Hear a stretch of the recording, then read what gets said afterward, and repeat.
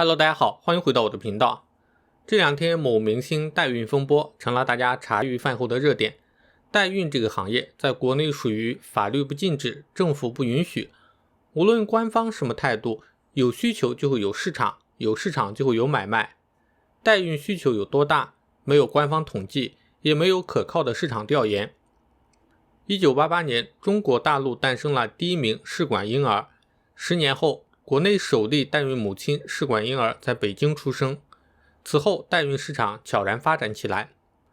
2004年，吕晋峰的妻子怀孕，为了学习育儿经验，他整天泡在母婴论坛。他发现有很多人无法生育，其中有一些人提到去国外做代孕，他就想国内代孕的事情怎么没人做呢？于是吕晋峰开办了国内第一家代孕网站 AA69。AA69 的域名是当时注册网站时他随手敲出来的一组符号。生意做大以后，他让员工对客户这样解释，69组合起来就像一个太极八卦，取阴阳结合的意思， AA 就是要做到最好的意思。AA69 的官网上面，吕晋峰自称代孕之父，这个称号让人唏嘘不已。如今吕晋峰自称其生意已遍布全国，上海、广州、武汉、北京、山东等地都设有办公地。这些公司多隐匿在生物科技有限公司或者医疗投资有限公司的名称之下。据官网资料， AA69 代孕网17年来成功诞生了15000多名婴儿。今天就和大家分享一下国内代孕市场的方方面面。什么人会选择代孕？代孕是怎么操作的？代孕有什么风险？代孕是一门赚钱的生意吗？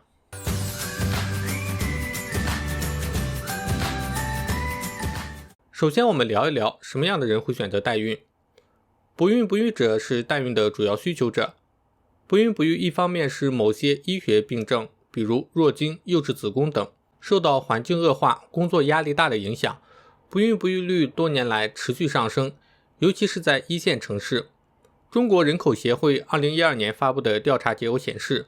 中国不孕不育患者目前已超过4000万，占育龄人口的 12.5%， 而20年前仅为 3%。 中国精子库公布的数据显示，需辅助生育助孕的育龄妇女有300多万左右。另一方面是因为过了生育年纪，比如到45岁以后，将近 90% 的妇女没有生育能力。2014年政府开放单独二孩政策之后，中国代孕客户数量开始翻了2-3倍。这部分人大都是人过中年，没有生育能力，但依然想要一个孩子，只能选择代孕。除了不孕不育的代孕刚需外，还有一种代孕需求是有经济能力的职业女性，她们多在大城市生活，年纪大多在30多岁。有的人曾经怀孕过，但考虑到事业发展选择了流产，后来演变成习惯性流产，子宫也出现问题。有的则是年纪大了，卵巢功能不好，甚至出现早衰现象。也有很多是早年立志做丁克，20岁不生，30岁也不生，到了40岁突然想生的时候，却发现生不了了。还有一类就是失独家庭，失独者多数已经丧失了生育能力，需要帮忙寻找捐卵者。这些人基本上50多岁，也有60多岁的，孩子出意外后工作也不做了，一心一意想办法生孩子。2010年中国卫生统计年鉴，中国失独家庭已超过100万个，每年新增 7.6 万个失独家庭。当年人口学家预计，中国失独家庭未来将达到1000万。武汉某代孕公司负责人表示，武汉一地一年的代孕成交量在2-3千例，以此估算，一年内全国代孕数在2万以上，经济条件好的更是会选择出国代孕。根据代孕机构的数据，一年内在美国代孕产子的家庭在1000户以上。有中国特色的是，代孕的中国夫妻100%会选择孩子的性别，90%会选男孩。假如一对夫妻决定了要代孕，他们要如何去选择代孕机构？代孕机构又是如何安排后续一系列操作呢？取卵手术是第一步，一根 A4 纸长度的针状吸管经母亲的阴道穿破内壁直达卵巢，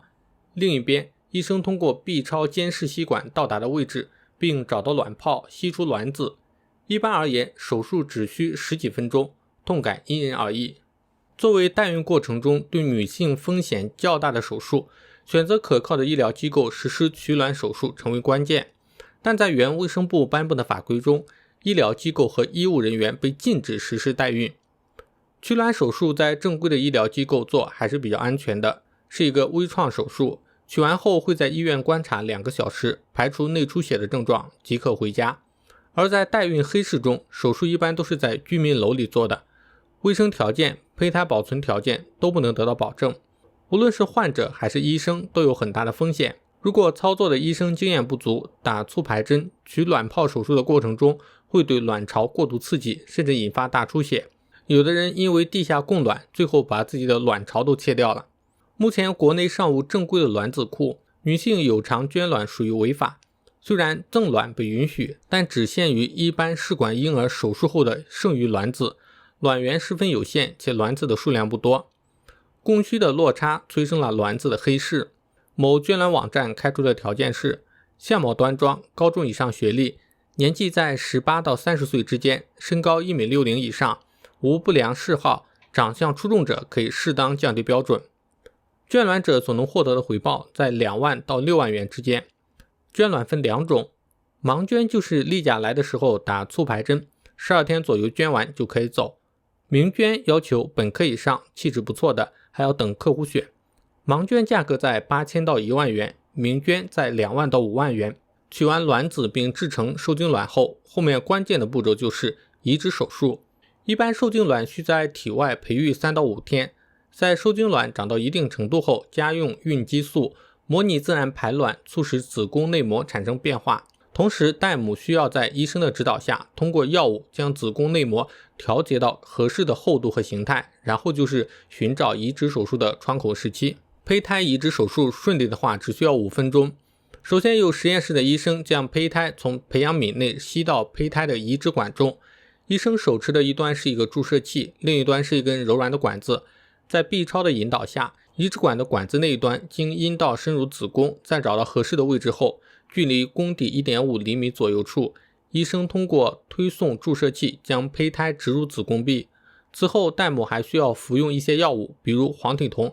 ，2周后就可以知道种植是否成功。手术看似简单，但是是个技术活，关键是什么时候放多少，放什么样的胚胎。看似简单的操作，却给黑市中代孕机构私下操作的可能。许多代孕机构都宣称拥有自己的生殖中心和试管医学团队，其中一家成立于2008年的代孕机构提供的资料显示，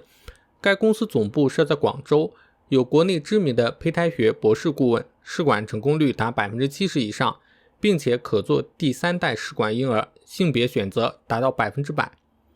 但这些所谓的生殖中心多是缺乏相关资质的私人诊所。一位从事代孕中介业务6年多的人士揭露，刚刚入行时政策管制较松，还有很多有经验的正规医生暗地里从事代孕移植手术。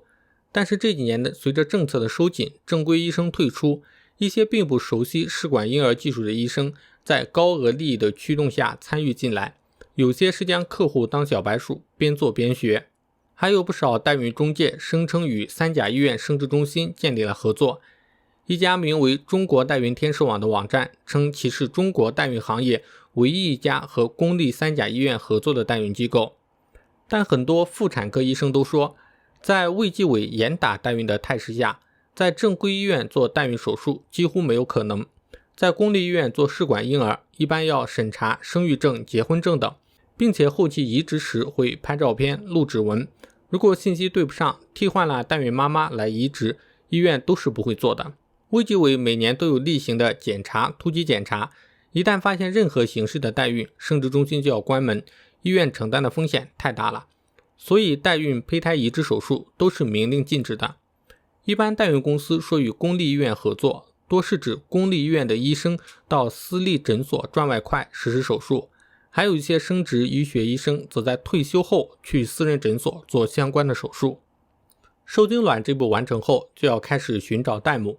寻找代母是代孕的核心环节，一般代母都有要求，有过顺产生育经验，年龄在25到35岁之间。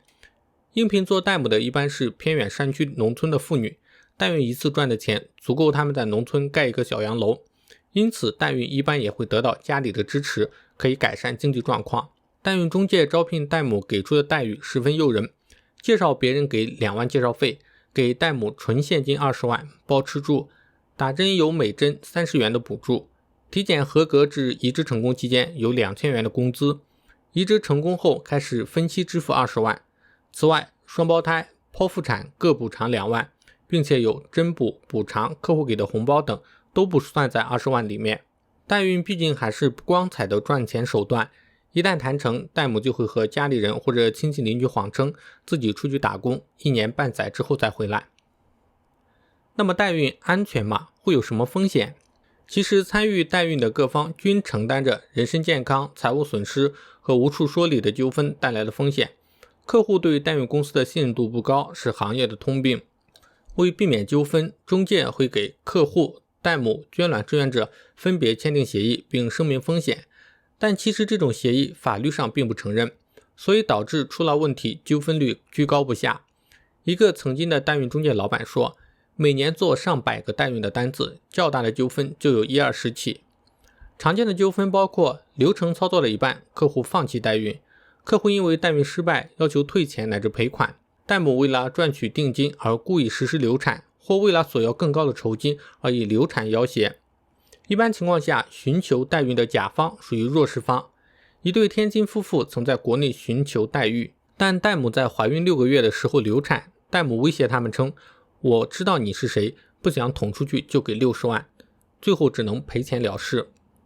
中介也有玩手段的空间，比如根据纸面协议，代母怀孕3个月时，客户需支付一笔费用，中介就通过用药让代母不到3个月就流产，代孕妈妈得不到这笔钱，而客户已经把此前的一部分钱给了中介，中介就两头都赚。另外还有一个不容忽视的风险，就是代孕宝宝出生后的抚养权。按现行的户籍登记制度，孩子想要取得户口、出生医学证明、计划生育相关证明是必备的文件，这些也在许多代孕中介的服务项目中。一些私立医院只需要几万元即可帮忙开具出生医学证明，代孕志愿者在怀孕后每次的孕检都是用客户的名字，孩子出生后的出生证明就是客户的名字，但还是免不了有纠纷产生。2011年，厦门蔡某的孩子因车祸不幸死亡，求子心切的蔡某通过代孕中心找到了小渠，为其代孕生子。第2年3月生下了女儿后，爱女心切的小渠拒绝将孩子交给蔡某夫妇抚养，蔡某一怒之下断了女儿的奶粉钱，小渠于是将蔡某告上法庭，要求获得孩子的抚养权。蔡某则一口咬定自己与小渠之间存在代孕协议，按协议有权取得孩子的抚养权。思明区法院最终将非婚生的女儿判给代孕妈妈小渠抚养，由蔡某支付部分抚养费。对于蔡某提及的代孕协议，思明区法院法官认为，双方签订的所谓代孕合同并不具备法律效应。另外，新生儿如果患有疾病或者天生的残疾，孕母及新生儿的权益也很难得到保障。2014年，一对澳大利亚夫妻在泰国找人代孕，代孕者生育了一对龙凤胎，但男婴得了唐氏综合症。这对澳大利亚夫妻只带走健康的女婴，将男婴遗弃给代孕者。此事引发了泰国公众的热议，并最终促使泰国于2015年立法禁止跨国商业代孕。最后我们看一下，代孕是一门赚钱的生意吗？目前全国的代孕中介已达400多家，大多属于地下交易，代孕市场收费较为混乱。一般情况下，挑选卵子的价格为6万元到10万元左右，代孕价格按照不同档次定价，有不包成功的、包成功的、包生儿子的，价格也从40万到135万不等。一套名为全委托包生的尊贵套餐，总额为100万元，代孕客户签约当日付款10万元，其余可以分阶段付款。针对部分家庭有生男孩子的渴求，代孕机构还设置了一套豪华套餐，全委托并生男孩加价20万元，套餐总额120万元。如果想生双胞胎，再加30万元。也就是说，代孕客户的代孕费最高可达150万元。每做一单业务，利润空间在 30% 到 60%。如果以最低65万元的标准，一单业务 30% 的利润起算，一家代孕机构在开展1000个代孕业务的情况下，利润至少在1000万元以上。以上就是本期视频的内容，喜欢的话欢迎点赞订阅。如果大家有什么想法或者建议，也欢迎在视频下面留言，这样说不定能帮到更多的人。那我们下期再见。